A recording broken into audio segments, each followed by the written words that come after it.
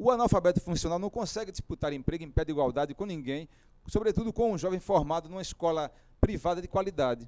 Então, na minha opinião, Danilo, educação de qualidade, gratuita, subvencionada pelo Estado mesmo, com recursos, né, em termos de biblioteca, acesso à internet, transporte, saneamento, saúde, tudo isso é prioridade. Qualquer governo, qualquer proposta de governo que queira realmente começar a mudar Pernambuco, tem que levar em conta essas 5 prioridades, né? E será o nosso projeto de governo e será o nosso modo de governar, priorizando esses 5 temas. Carolina Alves, boa noite, Carolina. Boa noite.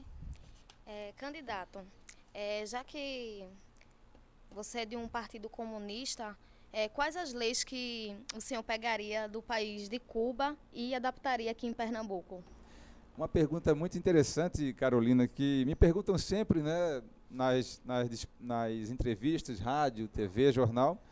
Me parece até que querem que eu seja presidente de Cuba, né? Teria a maior honra, teria o maior prazer, Pedro, de ser presidente de um país que eu reputo como exemplar, sobretudo em relação... A barba o senhor já começou a Já comecei, já ficou branca já, já ficou branca. Reparem bem um detalhe que é fundamental em termos dessa resposta. Isso é muito sério, a sua pergunta é muito importante e muito séria. Cuba foi visitada pelo Papa João Paulo II há alguns anos. E, na visita, o Papa reclamou de alguma coisa em relação à oposição, né, que quer restaurar o capitalismo, restaurar, melhor dizendo, um regime econômico, por assim dizer, liberal. Enfim, era uma questão essencialmente política à época. E Fidel, relativamente ao Papa João Paulo II, respondeu: Vossa Santidade, na noite de hoje, dezenas de milhões de jovens estarão dormindo ou se prostituindo nas ruas do mundo inteiro, de cidades do mundo inteiro, e nenhuma delas é cubana. Nenhuma delas será cubana. O que eu quero dizer com isso? Do ponto de vista de conquistas sociais e econômicas, do ponto de vista de conquistas de saúde, né, universal para todos e de qualidade, e de educação universal para todos e também de qualidade, Cuba é exemplar, né? Não pretendo, não tenho essa demagogia, seria um mito, seria mistificação estar aqui diante de vocês, que são pessoas sérias, estudantes já profissionais, dizer, vou por decreto instaurar o socialismo aqui no Brasil, em Pernambuco especificamente. Não há isso, Carolina. O que há é o seguinte, há elementos positivos, do ponto de vista da saúde pública e do ponto de vista da educação de qualidade, que Cuba realmente é exemplo para nós, e devemos imitar os bons exemplos. E eu defendo esses exemplos para trazer para Pernambuco essa qualidade na educação e essa qualidade no atendimento médico-hospitalar à população cubana. Vamos com outra rodada aqui com os estudantes da Faculdade Maurício Nassau, mas antes eu vou passar as mãos aqui do candidato Roberto Numeriano, né? Ele trouxe as propostas que pretende defender caso eleito governador do estado de Pernambuco. Vou pedir para que ele assine e lembrar para os telespectadores que amanhã, às 10 horas da manhã, nós vamos fazer o devido registro no cartório, né, como estamos fazendo com todos os candidatos que estão passando aqui nesta sabatina na TV Nova. Tá com a caneta aí? Lembrar que o registro acontece às 10 horas da manhã, lá no cartório de Olinda, o cartório Pauliana Porto Notas, que fica na Avenida Getúlio Vargas, número 1218. Lembrar também o seguinte, que nós estamos recebendo em todos os telefones da TV solicitações das mais diversas representações de organizações da sociedade civil, né, e também da sociedade civil e empresarial. Alguns representantes de sindicatos, de empresários, né, querem também participar do programa. Então vamos combinar o seguinte, né, o telefone para quem quiser escrever, né, para participar dos próximos debates ao governo do estado, tem muita gente ligando, né, vamos centralizar neste número aqui, ó, 3429-1982, você pede para falar com o número do núcleo de produção, tá certo? Com o número do núcleo de produção. Quem quiser conhecer um pouco a agenda, o cronograma de entrevistas, é só acessar o nosso site, o nosso portal www.tvnova.tv.br e lá na caixinha Eleições 2010, é neste endereço eletrônico aí, e aí você vai ter acesso ao cronograma de entrevistas até o dia 30, que é o limite né, das entrevistas com os candidatos. Então, fica combinado assim, quem quiser escrever aí uma associação, uma representação não governamental, seja ela da sociedade civil empresarial, né, é só ligar para o 3429-1982, colocando 81, você liga de qualquer lugar do estado de Pernambuco. Quero agradecer também a audiência, o pessoal de Vitória de Santo Antão, que está sintonizado através do canal 18, TV Tabocas, em Vitória de Santo Antão. Assinou aí? Vamos lá, então. Assinando aqui. Amanhã, 10 horas, portanto, a gente está fazendo o registro. Né? Pronto, está assinado, né? Está aqui já a assinatura. Né? São as propostas, um pouco disso que ele está falando aqui e respondendo as perguntas dos nossos convidados de hoje. Vamos voltar aqui com os estudantes da Faculdade Maurício Nassau. Vamos inverter aqui. Lígia, eu começo por você. Não, vamos lá, Lígia, eu começo por você. Vamos lá. Pois não. Na resposta que o senhor colocou sobre a pergunta de Danilo, o senhor falou sobre a excelência da educação, né? A necessidade do povo educar-se. Como professor que o senhor é, e como professora que fui, a gente sabe que o salário do professor é, no estado de Pernambuco, um dos menores do país. Então, qual a sua proposta de governo para aumento de condições de salário para os educadores? Lígia, qualquer candidato vai defender o piso, né, nacional, que não foi implantado em Pernambuco. Pernambuco tem um ensino de qualidade muito baixa e tem um salário muito defasado. Não adianta nenhum governante, nenhum candidato ao governo do Estado chegar aqui e propor livro eletrônico, quando muitos estudantes nem livro de papel possuem esses livros. Nem também vender a imagem de que um colégio bem pintado, bonitinho, né, tem lá ensino de qualidade necessariamente. Não é o caso. A gente tem que não apenas recuperar a estrutura ou infraestrutura desses colégios, mas também dar uma educação de qualidade. E a educação de qualidade passa pela formação, né, do professor em termos de pós-graduação, passa por um bom salário, né, fundamentalmente também, e também passa por um equipamento escolar que tenha biblioteca com acervo padrão. É curioso, mas eles criam escolas ou colégios, mas os colégios são desequipados. Tem lá a banca, tem lá o quadro negro, tem lá o giz ou caneta piloto e acabou por aí. Não é só isso, não é apenas isso.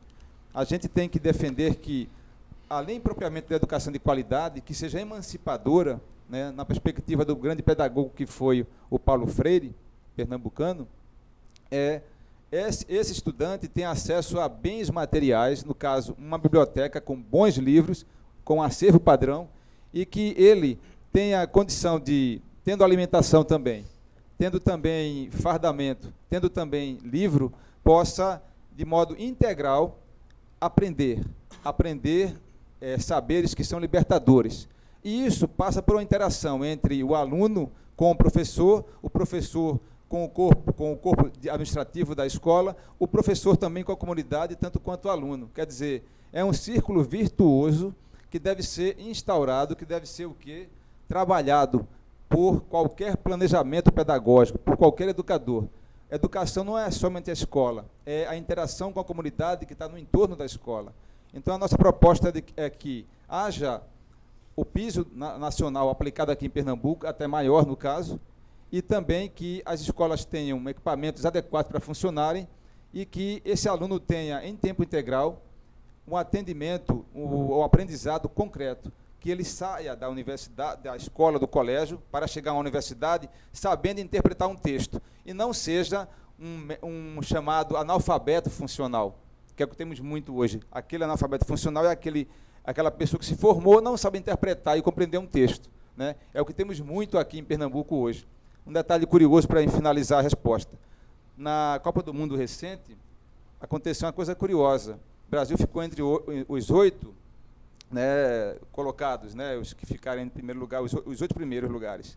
Só que, naquela mesma época, houve uma Olimpíada em termos de qualidade da educação, junto a estudantes brasileiros, o Brasil ficou na posição 85, 85º lugar.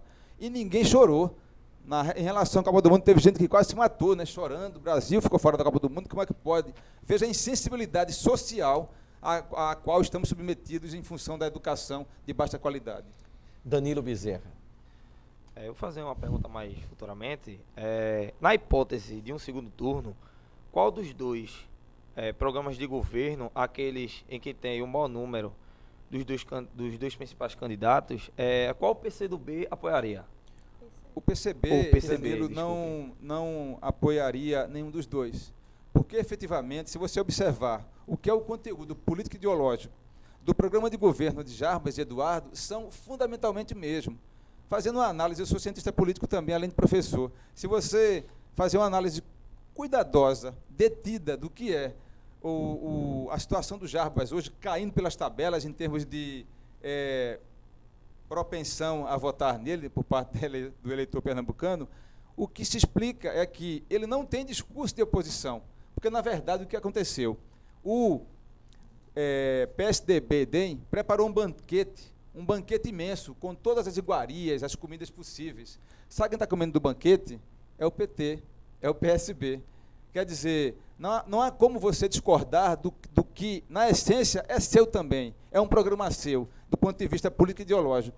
Na verdade, nem DEM, nem PSDB, nem PSB, nem PT são diferenciados em termos de conteúdo. Tem nuances ideológicas diferenciadas, mas, a rigor, se você olhar com cuidado, o que eles propõem em relação a mudanças sociais e econômicas, projetos de governo na área de moradia, educação, saúde, transporte, saneamento, são fundamentalmente iguais. Por isso que eu não poderia, de jeito nenhum, apoiar nenhum dos dois no eventual segundo turno. Prefiro ficar só do que mal acompanhado. Carolina Alves.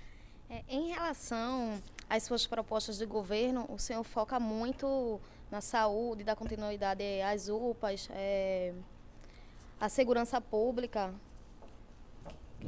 o Pacto pela Vida, da continuidade em todos esses. Mas, assim, a sua proposta focalizada assim, na educação, o senhor não acha importante? Veja bem, quando a gente Qual fala a sua em dar proposta continuidade, mesmo, assim, para a educação? Em relação a dar continuidade, não é com o mesmo conceito que da é continuidade, aplicado hoje. Porém com algumas melhorias. Que Isso, na verdade, a gente está dizendo que a educação, ela não liberta. A educação é de péssima qualidade. Então, você tem que, primeiramente, já repetindo a pergunta que foi feita anteriormente, aplicar o piso nacional, né, que não é aplicado em Pernambuco. Fazer com que o aluno fique em tempo integral na escola, com todo o acesso de bens, né, que é obrigação do Estado dar. Porque, aliás, a educação é pública na rede municipal, na rede estadual, seja colégio, seja o que, escola. Então, tem que ter a recuperação do ensino a partir mesmo de um projeto pedagógico. É preciso que o ensino seja libertador, não uma soma de saberes, que apenas vai fazer com que você faça um vestibular ou dispute via Enem uma vaga na universidade. Isso não liberta nada. Então, é uma coisa curiosa também, Carolina. Está acontecendo uma coisa curiosa. Me parece que o governo do Estado, proposta do senhor Eduardo Campos e também do Jarbas, está querendo que filho de operário, filho de pessoas de baixa renda, sirva apenas para ser marceneiro, para ser padeiro. Vamos fazer um monte de escolas profissionalizantes. Ora, a educação é algo que é universal. A educação, que vale o nome, ela é libertadora. Então, me parece que filho de operário, filho de pessoas de baixa renda, não podem ser advogados, não, doutores, jornalistas. Ora, que coisa é essa? O nosso projeto é que haja, sim, escola profissionalizante. Deve haver sempre, tipo Cefet, não tipo que estão propondo aí, separando o estudante filho de rico e o estudante filho de pobre, colocando em guetos, colocando em compartimentos estanques. Então, para reformar a educação, é preciso repensar com a comunidade acadêmica, com os professores, com os profissionais da área pedagogos, o que pode ser feito. Esse modelo de educação que não liberta, ele vai ter que ser rompido. E nós vamos fazer essa ruptura. O PCB vai fazer essa ruptura. Queremos agradecer a presença dos alunos da Faculdade Maurício de Nassau, né, parabenizar aí pelas perguntas, né, e no próximo bloco nós vamos ter a presença dos representantes das organizações não governamentais e o retorno com mais uma rodada de perguntas com jornalistas convidados para o candidato do PCB, Roberto Numeriano, convidado de hoje, né, a utilizar esse espaço destinado aos candidatos que disputam o governo do estado de Pernambuco. Depois do intervalo a gente volta.